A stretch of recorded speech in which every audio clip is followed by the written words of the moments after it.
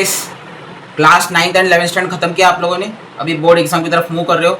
10th या 12th standard के बच्चे अभी जो देख रहे हैं मेरे को, आप लोगों के दिमाग में आया होगा चलो अभी बोर्ड्स के लिए हम तो शुरुआत करनी है हमें, चलो let's search preparation strategy. YouTube में प्रिपरेशन स्ट्रैटेजी देख लेते हैं, सर्च कर लेते हैं बैठ के, और साथ साथ थोड़ा मोटिवेशन देख लेते हैं। आउट जोश!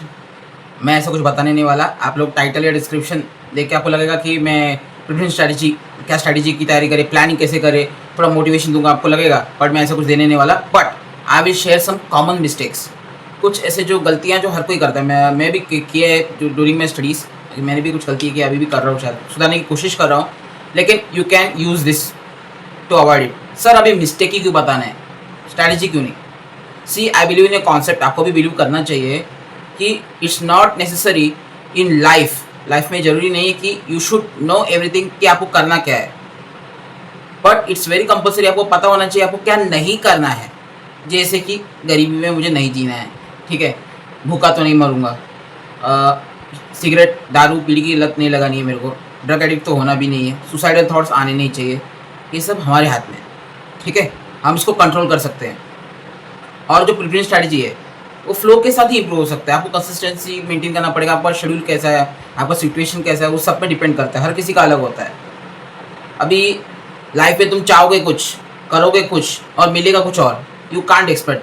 कभी कभार जो बंदा बोलता है कि मैं एवरेज ही रहता हूँ, पढ़ाई में मुझसे कुछ होता नहीं है, फिर भी मेहनत करके कुछ मिलता नहीं है, बोर्ड्स में उसके ज़्यादा नंबर आ जाते हैं, बोर्ड्स में भी नंबर नहीं आता तो अचानक से कॉम्पिटिटिव एग्जाम क्लियर हो जाता है, पढ़ाई फिर भी अच्छा नहीं रहा, जॉब बड़ी कंपनी में मिल जाता है, जॉब भी नहीं रहा, उसने स्टार्टअप पे काम किया, बहुत बड़ा सक्सेसफुल बिजनेसमैन बन गया, ठीक है। सो अभी क्या करना चाहिए, अभी गिव अप नहीं करना है, ठीक है। चलो अभी बात करते हैं जो कंट्रोल कर सकते, जो कंट्रोल नहीं कर सकते उसको साइड में रख देते। मिस्टेक नंबर 1, पहला मिस्टेक, सबसे डिले इन प्रिपरेशन। तुम जितना डिले करोगे बाद में तुम्हारे सर पे लोड बढ़ेगा, लास्ट मिनट पे तुमको ज़्यादा पढ़ना पड़ेगा। मैनेज कर सकते हो तो कोई प्रॉब्लम नहीं है, कई बच्चे तो अप्रैल में चालू कर गए होंगे, अप्रैल या मई में, जून से भी चालू करो, कुछ प्रॉब्लम नहीं है, कर सकते हैं मैनेज, ठीक है। अभी होता क्या है, कैसे बताऊँ, चलो एक एग्जांपल लेके समझते हैं। अभी आजकल chat GPT, machine learning, data science या फिर एआईएमएल पे बहुत चर्चा हो रही है कि वो एक्यूरेसी पे अच्छा प्रेडिक्ट कर लेता है, कुछ आउटकम देता है, हमारा काम आसान कर देता है, बट कर कैसे रहे? डेटा जो ट्रेनिंग करते हैं, जो मॉडल बनाते हैं, वो लोग ऐसे डेटा फीड करते हैं, हमारा डेटा ले लेते हैं, उसके हिसाब से वो जजमेंट देता है।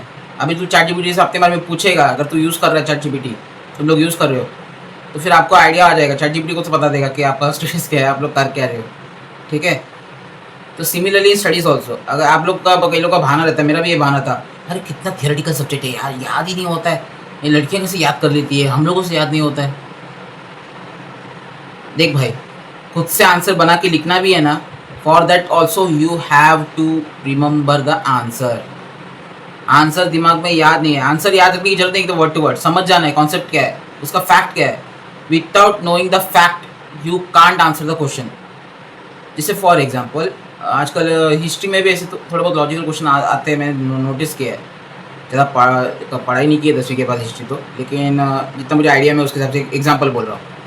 एक एग्जाम्पल लेट से, हाँ, if Mahatma Gandhi has been involve in XYZ movement, what would be the outcome? Outcome क्या हो सकता है अगर महात्मा गांधी ये मूवमेंट को होते? Justify your answer. अभी ये आंसर जस्टिफिकेशन वैलिड लगने के लिए उसको क्या पता होना चाहिए, पहले ये मूवमेंट क्या है, ये मूवमेंट को लीड किसने किया, फॉलोअर्स कौन थे, पर्पस क्या थे मूवमेंट का, और महात्मा गांधी का अप्रोच इससे अलग कैसे था, उसके हिसाब से हम आंसर दे सकते थे, ठीक है। तभी उसके हिसाब से हम बोल सकते हैं कि मूवमेंट को सक्सेसफुल होने में टाइम ज़्यादा लगेगा कि कम लगेगा। इसलिए पहले नॉलेज लेना, फैक्ट दिमाग में होना चाहिए, it's not about only science and maths, ठीक है। अभी second mistake, mistake number 2, lack of practice. मुझसे भी ये गलती हुई है, आप लोग भी कर रहे होंगे शायद। अभी क्या हो रहा है, जब पहला प्रीलिम हो जाता है ना ऑफ क्लास 10th या 12th, जनरली अगस्त के एंड में, सितंबर के चालू में पहला प्रीलिम होता है, तब क्या होता है, स्कोर इतना गिरा होता है, मैं क्या बोलते हैं, सोशल मीडिया प्लेटफॉर्म में जो स्टूडेंट कम्युनिटी होती है इतना नेगेटिव कमेंट डालती है, मैं कमेंट देख के लगता है हमारी ज़िंदगी से ज़्यादा दुख तो उनकी ज़िंदगी में है, देख के लगता है यार तरस आ रहा है यार, भगवान इसका भला कर दे, ऐसा मन करता है कभी बार कि बोर्ड में कितने नंबर आएंगे, हमारा क्या होगा, अभी ऐसे क्यों हो रहा है? भले नॉलेज तुम कितना ग्रैस्प कर लो, तुम्हें प्रैक्टिस की सख्त ज़रूरत है। अभी एग्जांपल से समझते वापस, अभी चैट जीपीटी पे हम प्रॉम्प्ट डालते हैं या फिर कोई भी चैटबॉट में, तो मिस्टेक दिखा रहा है। अभी मिस्टेक को सुधारे कैसे? प्रैक्टिस। अरे बड़ी बड़ी कंपनी जो भी एआई बनाती है वो लोग टेस्टिंग करते हैं बार बार। सॉफ्टवेयर की टेस्टिंग भी होती है कई सारे प्लेटफॉर्म्स के लिए, जैसे इंस्टाग्राम हो, फेसबुक हो, उसको भी ट्रेन किया जाता है कई बार ताकि वो गलती ना करे। फिर भी गलती होने का चांस है, तो इसलिए तो स्कूल वाले फिल्म्स करवाते हैं तुम्हारा एक्यूरेसी बढ़ाने के लिए। कंपलसरी रहता है ताकि बच्चा पास ही हो जाए कम से कम एटलीस्ट, भले ही वो लायक ना हो पास होने के भी। ज़्यादा हार्श वर्ड बोल दिया, बट सच बात यही है। नाउ अभी क्या करना है, आपको प्रीलिम की भी तैयारी करनी है। अगर आप कोचिंग क्लास से ट्यूशन जाते हो, वेल एंड गुड, कोई प्रॉब्लम नहीं है, उधर भी टेस्ट करवाते होंगे, ऑफलाइन हो ऑनलाइन हो, वो टेस्ट अटैम्प्ट करना है, वो भी इंपॉर्टेंट है। फिर बाद में आता है सैम्पल पेपर्स, वो बहुत इंपॉर्टेंट है। फिर कॉम्पिटेंसी क्वेश्चंस, वो भी करना है। हर बोर्ड, आईसीएसई बोर्ड हो, सीबीएसई बोर्ड हो, स्टेट बोर्ड हो, कॉम्पिटेंसी क्वेश्चन डालते ही है आजकल तो। और बाद में पीवाईक्यूज, प्रीवियस ईयर क्वेश्चन सबसे ज़्यादा इंपॉर्टेंट है। पास होना है तो रामबान पीवाईक्यूज जरूरी है। उसके बाद तुम्हारा बुक्स के टेक्स्ट बुक एनसीईआरटी हो या महाराष्ट्र में तो बाल भारती है, कोई भी स्टेट बोर्ड बुक्स। आईसीएसई के लिए तो बहुत मेजोरिटी सेलिना से आता है साइंस के लिए, तो वो सारी बुक्स के क्वेश्चंस खत्म कर दें। इतना करने के बाद आप एग्जाम में अच्छे से आंसर दे पाओगे। अभी मैं क्यों बता रहा हूँ, अभी इशू क्या हुआ कि इस साल सीबीएसई में जो बवाल हुआ है फिजिक्स क्लास 12 का, एक सेट बहुत भयानक आया है, एक सेट बहुत सिंपल आया है। अभी क्या करें? लीनियन चेकिंग हुआ था इसलिए बच गए, नहीं होता तो क्या करते? जेई एडवांस लेवल क्वेश्चन आया, क्या करें? जो बच्चा कौन से समझ के गया होगा, अच्छे से प्रैक्टिस किया रहेगा, वो चाहे उसके लिए आसान क्या होगा पेपर। जिसने नहीं किया रहेगा उसके लिए तो चलो ठीक है, सबके लिए हार्ड रहा। जिसने ये सब प्रोसेस में गया होगा एटलीस्ट तो वो बाकी उससे तो बेटर सिचुएशन में रहा होगा। आई एम राइट और रॉन्ग? सही तो बोल रहा हूँ। तो प्रैक्टिस थोड़ा ज़रूरी है भाई। भले ही नेगेटिव आएगा शुरू में, कॉन्फिडेंस हिलता है, मेरा भी हिलता है कई बार, कभी लगता है देने गिव अप मार दूँ, करना पड़ता है। Third problem, mistake number 3, don't depend 100% on YouTube और एनी टीचर। 100% किसी पर डिपेंड मत रहो। They can guide you. अगर बहुत एक्सपीरियंस टीचर तो बता सकते हैं कि ये टॉपिक के ज़्यादा वेटेज है, ऐसे करना है, करो, बैठ के पढ़ो। अभी मैं क्यों बोल रहा हूँ, इट्स लाइक हिपोक्रेसी। मैं भी यूट्यूब में वीडियो बना रहा हूँ,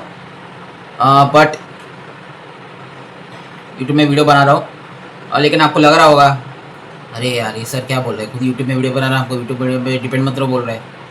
यूट्यूब वीडियो में क्या होता है कि आपको क्या होता है, कॉम्प्लेक्स टॉपिक दिए जाते हैं। किताब में बहुत सारे पेजेस है, अनवांटेड चीज़ें भी कई सारी रहती हैं, एनसीईआरटी में देखा गया है कॉन्सेप्ट वाइज। ठीक है, तो क्या करते हैं हम लोग यूट्यूब वीडियो में कॉन्सेप्ट को समराइज़ करने की कोशिश करते हैं। मैं ट्राई करता हूँ लेसन 1 आवर में करूँ, और थोड़ा चैप्टर बड़ा है 2 घंटे से ऊपर ना खींचना, 2 घंटे से कम टाइम में न्यूमेरिकल क्वेश्चंस ज़्यादा कवर हो जाए, कॉन्सेप्ट कम में कवर हो जाए, ये ट्राई करते हैं। वर्ड टू वर्ड सब कवर तो नहीं हो पाएगा, कुछ ना कुछ तो स्किप होगा। एग्जाम में कोई 1-2 लाइन जो हमने छोड़ा रहेगा, वो 2 लाइन पे क्वेश्चन पूछ सकते हैं 5-10 मार्क के। क्या करोगे? अभी आपको करना क्या है, ठीक है, डू वन थिंग।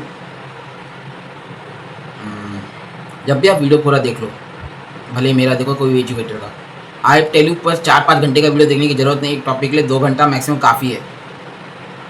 अगर 4-5 घंटे में कोई पढ़ा रहा है, पर अच्छा पढ़ा रहा है, उसके क्वेश्चन आ रहे ना, इट्स लाइक स्पून फीडिंग। आप दिमाग से लॉजिकली सोच नहीं पाओगे। अगर एग्जाम में कुछ नया क्वेश्चन दे दिया, ठीक है, अरे पेपर बनाने वाला बेवकूफ़ नहीं है यार, वो क्या, वो भी यूट्यूब वीडियो देख सकता है। YouTube is accessible to everyone, तो वो भी जान लेगा। तो पेपर लिख बोल के बाद में पेपर टफ आया तो स्टूडेंट्स की बचती है, टीचर की कहाँ बचेगी, जो ये ऑनलाइन एजुकेटर जो भी पढ़ा रहा है।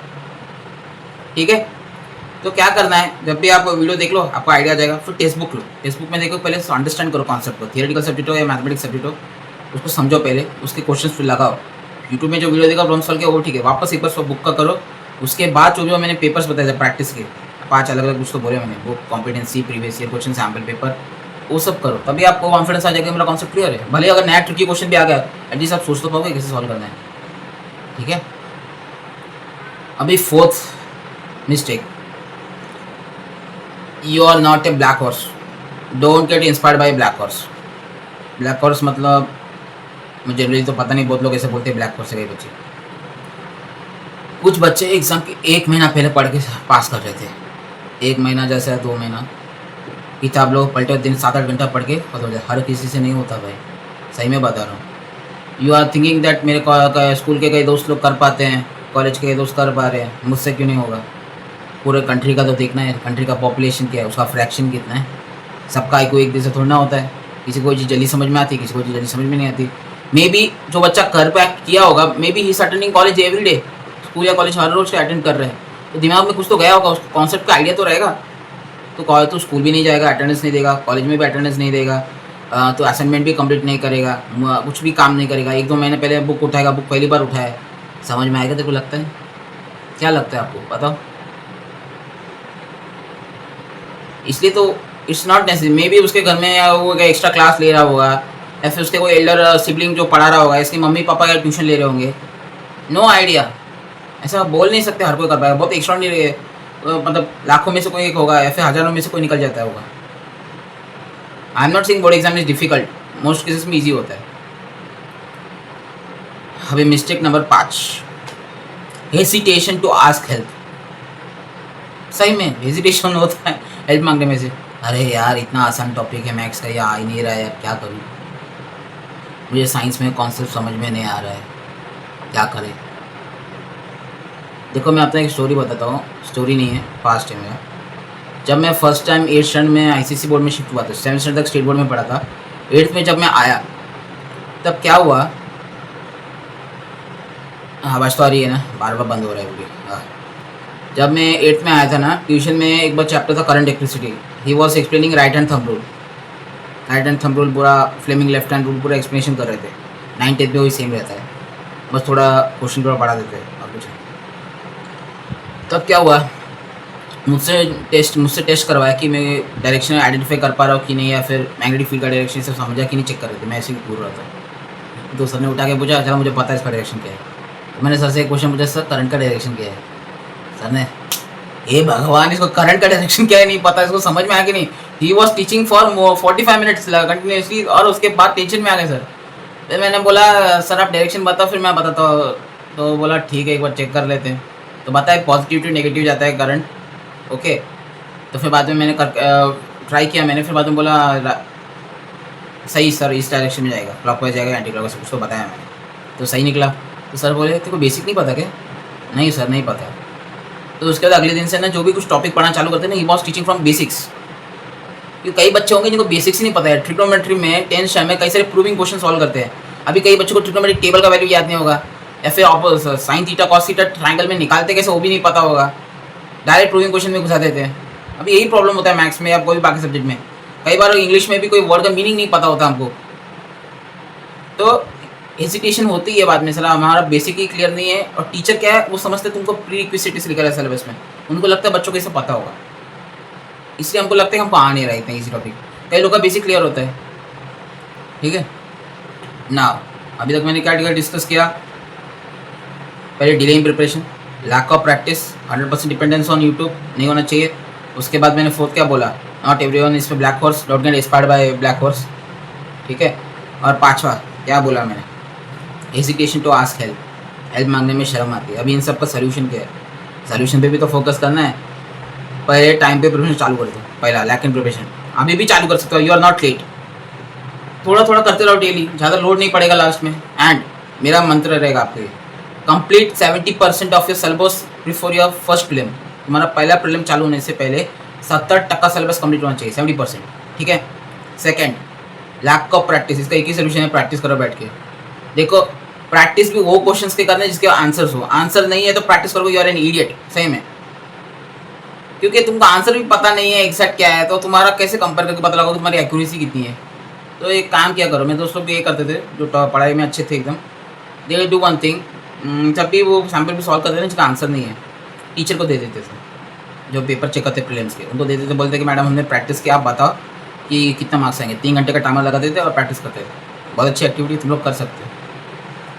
थर्ड, 100% डिपेंडेंस ऑन यूट्यूब, इसका भी एक ही सोल्यूशन है, वीडियो देखो, अंडरस्टैंड करो concept, it's like a summary, ठीक है।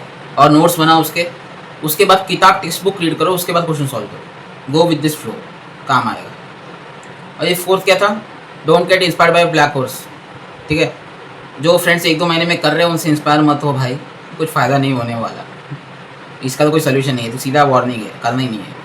अभी लास्ट 5वां क्या था, अरे बोलो भाई, कमेंट तो करो, ठीक है। Hesitation to ask help, teacher से बेशर्म हो जाओ, मतलब मैं तो ऐसा नहीं, डाउट पूछने के लिए बेशर्म हो जाओ। टीचर से पूछा मैडम मुझे बेसिक भी नहीं आता, मुझे समझाओ। भले दो चार सुनाएंगे, गाली देंगे, कभी कभार तो लगे बहुत गुस्सा, क्या बोलते हैं, पनिशमेंट भी दे सकते हैं, चलेगा, बट दे विल हेल्प। इतने पत्थर दिल नहीं होता टीचर। गुस्सा तो आता होगा क्योंकि इतना पढ़ाया और बाद में पूछ रहा है कि बेसिक ही नहीं पता, शुरू में क्यों नहीं बताया, तो वो बता देते, they will help you genuinely. 80 to 90% case में हेल्प मिल जाएगा। नहीं मिला तो क्या करेंगे? नहीं मिला तो एक काम करो, दोस्तों के पास जाओ, जो अच्छा पढ़ता है उसके हाथ पे पढ़ो, हाथ पे पढ़ने की जरूरत नहीं है, मदद कर देगा। उसको पता रहता है दोस्त को तेरे को क्या आता है, क्या नहीं आता है, जो बचपन से बैठा है। बचपन में तो भी कम से कम प्रीवियस स्टैंडर्ड या 2 3 साल तो साथ में बैठे होंगे स्कूल या कॉलेज में, तो उसको पता रहेगा तेरा वीकनेस क्या है, तेरा स्ट्रेंथ क्या है, उसके हिसाब से वो बताएगा। जो चीज़ कैसे समझानी है उसको पता रहेगा, वो अच्छा एग्जाम्पल देकर समझा सकता है। ठीक है, तो इस तरह से तुम लोग हेल्प ले सकते हो। एक अपना एक एक्सपीरियंस शेयर करना चाहता हूँ। 9th स्टैंडर्ड में क्या हुआ था, जब 9th स्टैंडर्ड के लास्ट एग्जाम के 2 वीक पहले हम लोग का तो पढ़ के हो गया था ऑलमोस्ट, मतलब 50% सिलेबस ही होता था। 10th में 100% सिलेबस होता है, 9th में मेरे टाइम पे तो अभी है कि नहीं पता नहीं, 50% सिलेबस एक टर्म, सेकंड टर्म में 50% सिलेबस। ठीक है, अभी 50% सिलेबस तो पढ़ के हो गया हमारा, तो हम लोग चिल मार के बैठे थे। अचानक से नोटिस आ गया कि आईसीएसई बोर्ड ने चेंज कर दिया पैटर्न कि अभी पूरा सिलेबस आएगा फ्रॉम दिस ईयर ओनली। अभी 2 हफ्ते ही पढ़ा है पूरा सिलेबस। और बायोलॉजी में तो एनिमल किंगडम एक चैप्टर था, बाप रे, मेरे को तो देख के अटैक आ जाता था। हिस्ट्री भी इतना लेंदी, ज्योग्राफी फिर भी एक हफ्ता ठीक है, 10th स्टैंडर्ड के रिलेटेड है तो कोई इशू नहीं था। अभी हमको रोना आ गया, क्या करेंगे? बहुत लोग तो बोले हम फेल हो जाएंगे। बाद प्रिंसिपल आए, बोले कि तुम लोग को एक बेनिफिट मिलेगा कि हर एग्जाम में मिनिमम एटलीस्ट 2 दिन का गैप रहेगा, ज़्यादा से ज़्यादा 4 दिन, 2 से 4 दिन का गैप मिलेगा, लेकिन 2 दिन तो फिक्स है। अभी 2 दिन में करेंगे क्या, कैसे करेंगे? बैठ के रो रहे थे। अगले दिन से टीचर ने बोला कि सिलेबस तो खत्म ही हो गया हमारा, तुम लोग बैठ के पढ़ाई करो। कैसे पढ़े क्या करें को समझ नहीं आया। फिर बाद में हम लोगों ने डिस्कस किया ग्रुप स्टडीज़ करेंगे। ग्रुप स्टडी बाहर घर पे नहीं होता, कहीं बाहर नहीं होता, स्कूल में ही करेंगे। तो क्या करते थे हम लोग, पूछते थे देखो कौन सा सब्जेक्ट आता है, जैसे कि हाँ फॉर एग्जाम्पल मेरे को इंग्लिश लिटरेचर उस टाइम पे थोड़ा अच्छे से आता था। वो इंग्लिश आती है से इसका ये मतलब नहीं है। एक्चुअली क्या था कि मैडम जब भी पढ़ाती थी, जैसे मर्चेंट ऑफ वेनिस एक सब्जेक्ट था हमारा, बुक था, पुराने ओल्ड इंग्लिश पढ़ रहे थे बहुत ज़्यादा, तो उसके मीनिंग्स में लिखता था, थोड़ा स्क्रम्बल जैसा होता था, लेकिन जब भी मैं वो रीड करता था तुरंत समझ जाता था, तो मैं समझा देता लिटरेचर। मेरे दोस्त को मैथ्स बहुत अच्छे से आता है, और दूसरे दोस्त को मैं फिज़िक्स बहुत अच्छे से आता है, किसी को जोग्राफी अच्छे से आता है, किसी लड़की जो हमारे क्लासमेट है उसको तो क्या बोलते हैं, she has strong command on history geography. तो एक दूसरे को हम पैसे समझाते थे, तो क्या होता था, कॉन्सेप्ट भी क्लियर हो जाता, एक दूसरे की हेल्प भी हो जाती थी। और जो बच्चे को कुछ भी नहीं आता है, जो हमें दोस्त को कुछ नहीं आता, साल भर मेहनत नहीं की है, हम उसको शुरू से पढ़ाते थे एक सब्जेक्ट लेके। इससे क्या था, हमारा भी रिवीजन हो जाता है और चेक हो जाता है कि आपको कॉन्सेप्ट कितना समझ में आया। बहुत अच्छा एक्टिविटी है, तुम लोग कर सकते हो बैठ के। फ्रेंड्स बनाओ, हेल्प करो एक दूसरे की। एग्ज़ाम में चीटिंग करवाना है, चीटिंग करना है, ये हेल्प काम का नहीं है भाई। लाइफ में अगर नुकसान ही देगा, भले शॉर्ट टर्म गेन मिल जाए, पकड़े जाने का चांस भी है। इससे अच्छा ग्रुप स्टडी करो यार बैठ के, उससे तो फ़ायदा ही हो जाएगा। घर पे बैठ के ग्रुप स्टडी होती नहीं है, मैं मानता हूँ। बाहर जाके घर पे अलग जगह में बैठ के होने के चांस बहुत कम रहता है। सीरियस लोग लाइब्रेरी में भी तो बोलना भी नहीं होता है। स्कूल में से एक्टिविटी करो, फ्री पीरियड रहता है तो कर सकते हो। ठीक है, एक्चुअली आज कोई कंटेंट नहीं बनाया था क्योंकि संडे है, I don't want to waste your time. और कंटेंट चैनल ग्रोथ के लिए हम लोग मैं कुछ प्लानिंग कर रहा हूँ कि कुछ नए नए कंटेंट डालूँ। अभी 10th पे फोकस है, 9th का करंट फोकस, और अभी 12th स्टैंडर्ड के मैथमेटिक्स पे ज़्यादा फोकस करना चाहूँगा फ्यूचर में। For that I need your support, please like share subscribe our channel. सबसे ज़्यादा इंपॉर्टेंट कमेंट करो यार, भले लाइक शेयर सब्सक्राइब करने का मन ना करे, प्लीज़ कमेंट, पॉजिटिव हो या नेगेटिव हो या फिर जो आपका मन करे वो कमेंट करो, बस गाली मत देना। Don't use any abusive words. उसके अलावा आप कुछ भी कमेंट कर सकते हो, ताकि मुझे भी समझ में आए कि अब आपको समझ में आ रहा है कि नहीं समझ में आ रहा है कुछ। ठीक है, एंड सेकंड ऑफ ऑल, मेरे पास अभी सिर्फ लिमिटेड रिसोर्स है, जितना है मैं उसका बेस्ट यूज़ करने की कोशिश कर रहा हूँ। अगर आप सपोर्ट करते रहेंगे तो थोड़ा इंप्रूवमेंट होता रहेगा रिसोर्सेज में, तो आपको थोड़ा और अच्छा बेटर कंटेंट डिलीवर कर पाऊँगा। ठीक है, थैंक यू, बाय।